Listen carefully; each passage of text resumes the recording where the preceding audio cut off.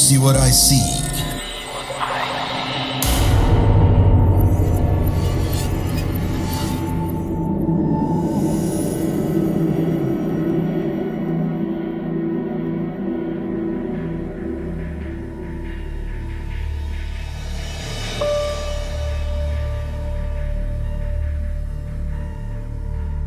Halo, apa kabar pendengar podcast Do You See What I See?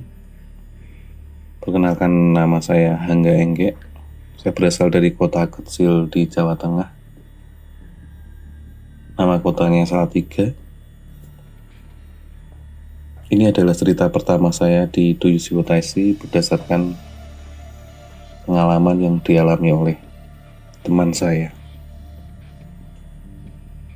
Jadi kisah ini bukan berdasarkan pengalaman yang saya alami sendiri, namun ke depan saya akan coba untuk menceritakan kisah yang saya alami. Dan juga sengaja saya tidak menyebutkan nama dari teman saya supaya dia tidak terusik dengan kisah yang akan saya ceritakan ini. Sedikit saya akan menceritakan letak geografis kota Salatiga di awal supaya mempermudah gambaran teman-teman semua pendengar Do You See What I See dalam memahami dari cerita ini. Kota Salatiga terletak di kaki Gunung Merbabu,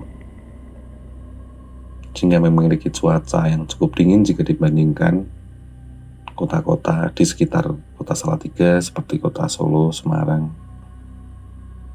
Ambarawa, Ungaran, ya di sekitar Salatiga. Dan juga di setiap wilayah luar pinggir Salatiga itu selalu berbatasan dengan wilayah dari Kabupaten Semarang. Jadi semua perbatasannya bertemu dengan Kabupaten Semarang. Nah, di salah satu daerah perbatasan tersebut yang akan menjadi cerita dalam pengalaman yang dialami teman saya tersebut.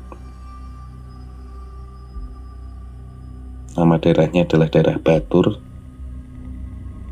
di mana di daerah Batur tersebut ada jalan yang bernama Jalan Salatiga Gelawan. Nah, begini awal kisahnya. Saya memiliki teman yang berasal dari kota Salatiga, namun menikah dengan gadis yang berasal dari Kabupaten Semarang, lebih tepatnya di daerah Gelawan tersebut. Setelah menikah,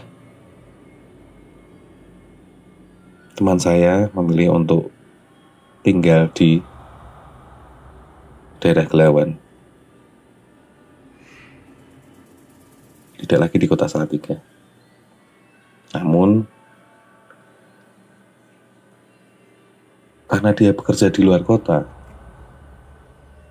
maka setiap pulang weekend dia pasti akan datang dari luar kota menuju Salatiga, kemudian baru ke Gelawan, karena akses jalan satu-satunya yang paling dekat itu melalui daerah Batur tersebut. Di jalan Salatiga Gelawan ada beberapa spot yang ramai, ada juga yang sepi, bahkan sepi sekali. Dan di situ ada tanjakan yang cukup suram, di mana di bawahnya itu ada sebuah kali atau sungai yang jika melalui perjalanan dari Gelawan ke Salatiga itu tanjakannya cukup curam, cukup tinggi. Namun masih banyak mobil atau motor yang bisa mengakses daerah tersebut. Bahkan Teman saya itu memiliki satu mobil, bisa dibilang cukup tua karena dia sangat menyukai mobil antik. Dia memiliki satu mobil VW yang dia tinggal di Gelawan. Suatu hari, seperti rutinitas biasanya, dia pulang dari luar kota menuju Salatiga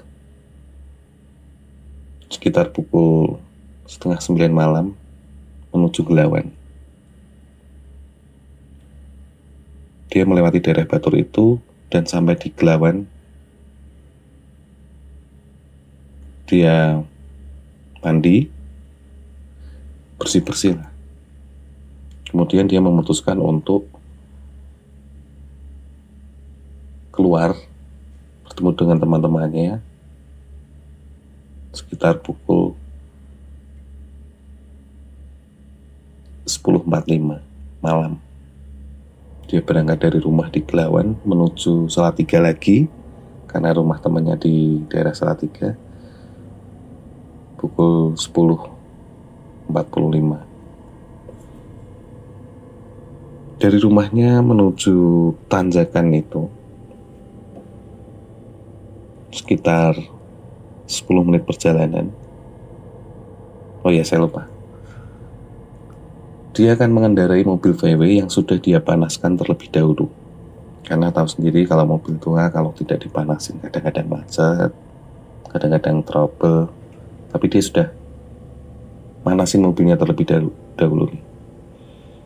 Terus ketika dia berangkat, semua aman sampai di satu tanjakan yang namanya tanjakan Batur itu. Tanjakannya cukup curam, di bawahnya ada jembatan. Terus dia mulai naik sampai di tengah-tengah tanjakan. Entah kenapa mobilnya nggak bisa jalan, walaupun kondisi mesin tetap menyala. Dia injak gas berulang-ulang. Prosnelengnya sudah masuk di gigi 1. Tapi mobil yang dia kendarai sama sekali tidak bisa melaju. Bahkan berhenti, bisa dikatakan berhenti. Sampai beberapa saat. Mobil tetap menyala. Terus dia memutuskan untuk menggunakan handrem. Dia pakai handrem dulu. Setelah itu dia menyalakan sebatang rokok. Dia mulai hisap rokoknya itu. Sampai satu batang habis, tidak ada satupun kendaraan yang melewati jalan tersebut. Dia coba lagi, injak pedal gas. Dia sambil turunkan handrem dengan harapan ketika handremnya dibuka, gasnya diinjek, prosneleng masuk gigi 1, mobilnya bisa berjalan. Namun sampai pedal gas itu diinjak penuh, ternyata mobilnya masih tidak melaju sama sekali. Bahkan 1 senti pun gak maju. Dia tarik handrem lagi. Dia berpikir jika tidak di handrem, mobilnya akan merosot ke bawah. Sambil dia menghubungi temannya, dia menggunakan handphone, terus telepon ke salah satu teman yang terbiasa dia mintain bantuan ketika ada trouble masalah mobil. Teman yang dihubungi yaitu orang bengkel. Ketika dia menelpon temannya, dia menyampaikan keluhan dari mobilnya itu. Terus orang bengkel tersebut menanya, "Saat ini posisimu di mana?" Teman saya menjawab, Ini di Tanjakan Batur. Orang bengkel tadi cuma menjawab, macet kok di situ sih. Dalam hati teman saya ketika dikasih jawaban seperti itu, kalau milih macet di mana mending nggak macet, apalagi di tempat ini gitu kan, di mana daerah itu sepi. Selama dia mulai berhenti di situ, dia nyalain rokok, satu batang habis, sampai telepon temennya itu udah kira-kira sekitar 20 menit mobilnya nggak mau jalan. Tidak ada satupun mobil atau motor orang yang lewat di situ. Dikasih jawaban seperti itu pula dengan orang bengkel, dia ngerasa sudah mulai putus asa dia. Sampai pada akhirnya, ya udah deh, coba di atasin dulu. Nanti kalau memang udah mentok nggak bisa jalan, aku ditelepon lagi.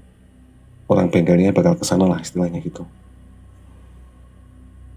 Oke, dia matikan handphone. Dia sambil menyulut rokok lagi. Ada satu mobil lewat dari atas. Dia posisinya dari Gelawan ke Salatiga, itu berarti kan menanjak. Posisi mobilnya menghadap ke atas. Nah, itu ada satu mobil yang dari lawan arah mau turun. Karena jalan cukup sempit, mobil yang dari atas itu jalannya pelan-pelan. Teman saya mencoba untuk memintai bantuan, pertolongan dalam ngatasin mobilnya yang macet itu. Nggak macet sih sebenarnya, ya nggak mau jalan karena kondisi mesinnya masih menyala. Namun ketika dia melambai minta pertolongan, yang didapatkan hanya sebuah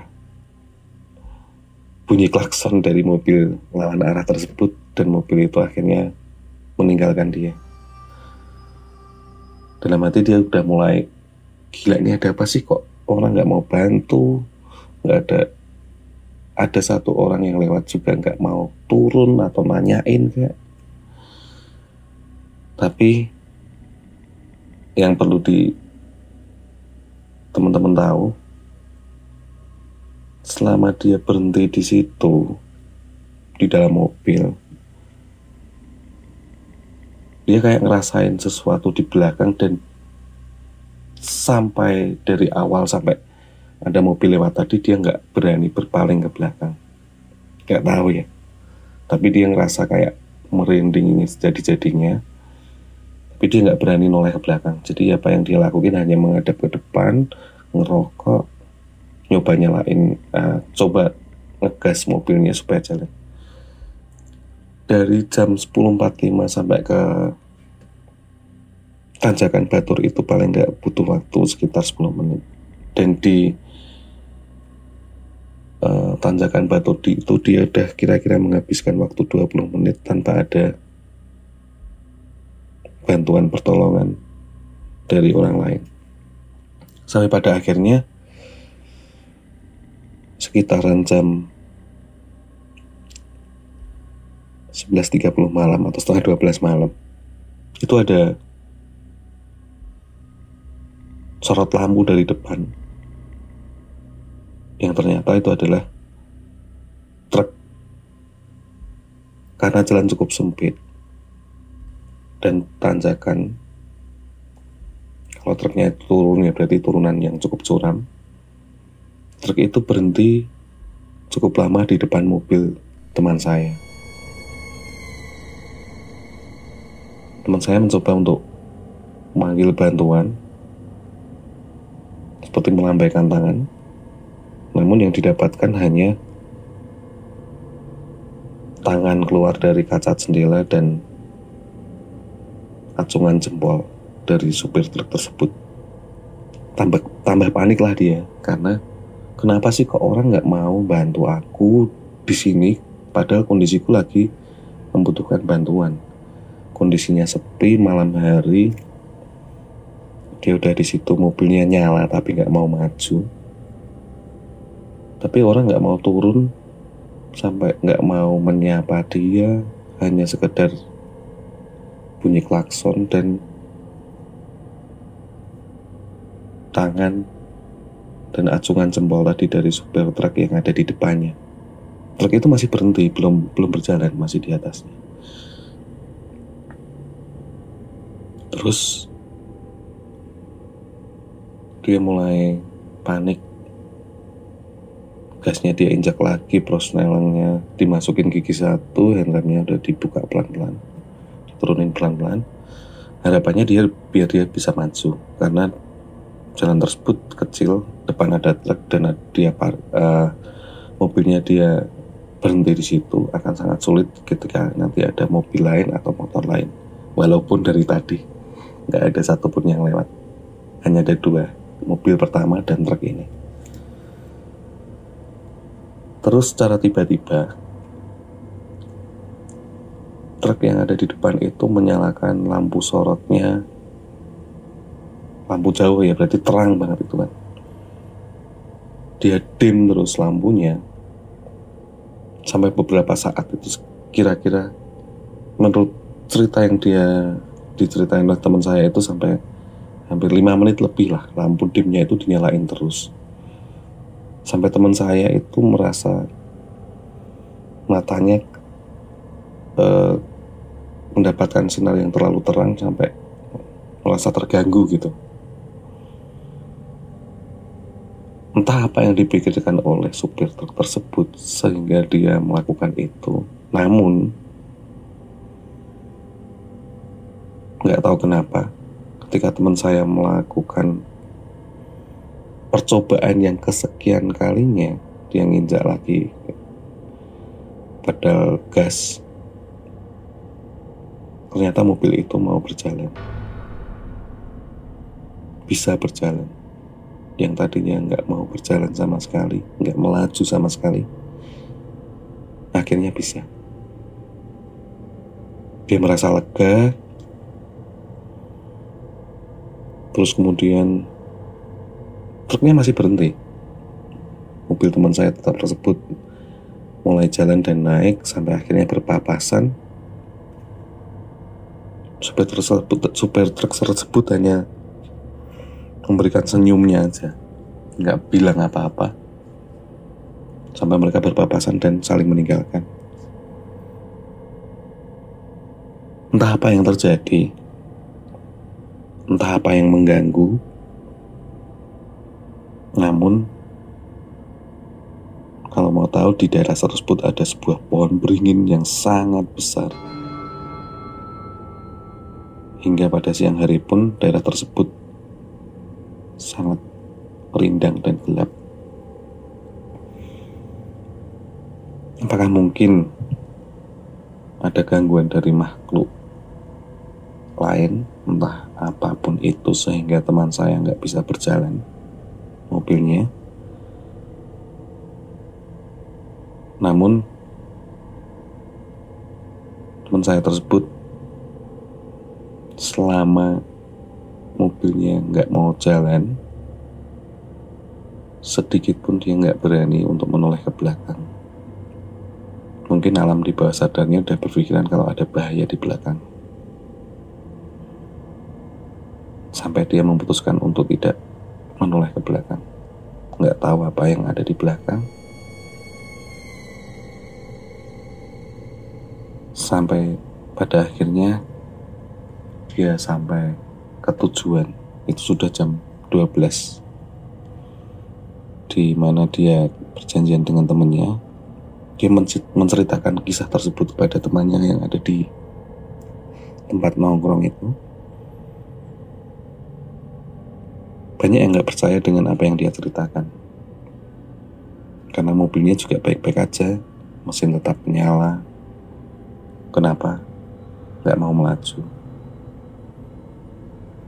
Akhirnya teman-temannya menyarankan untuk besok bawa ke bengkel aja deh, mungkin ada masalah mobilmu.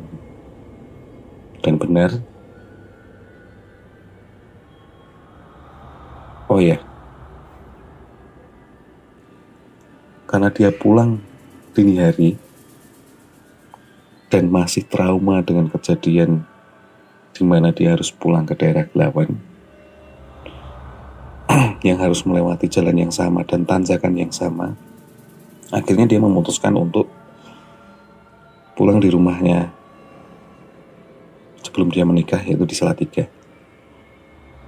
Keesokan paginya dia coba ke bengkel mobil untuk mengecek kondisi mobilnya. Kenapa kok bisa semalam mobil kondisi menyala tapi gak mau laju.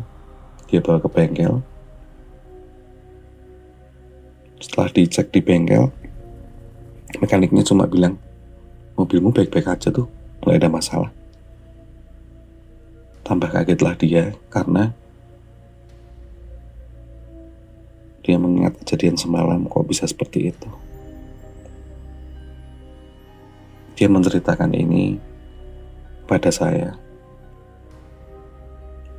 sampai merinding-merinding.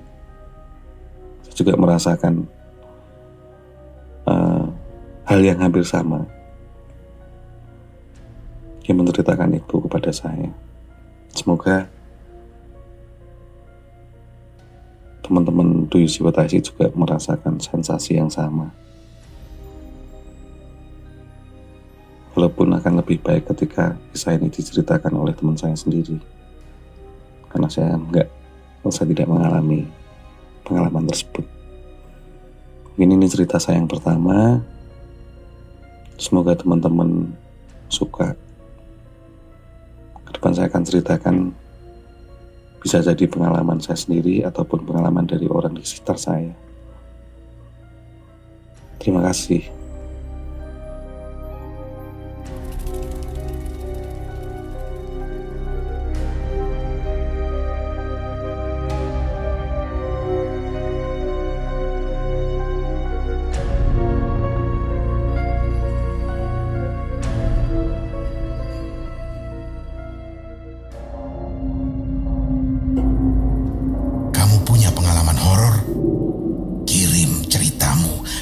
podcast.ceritahoror@gmail.com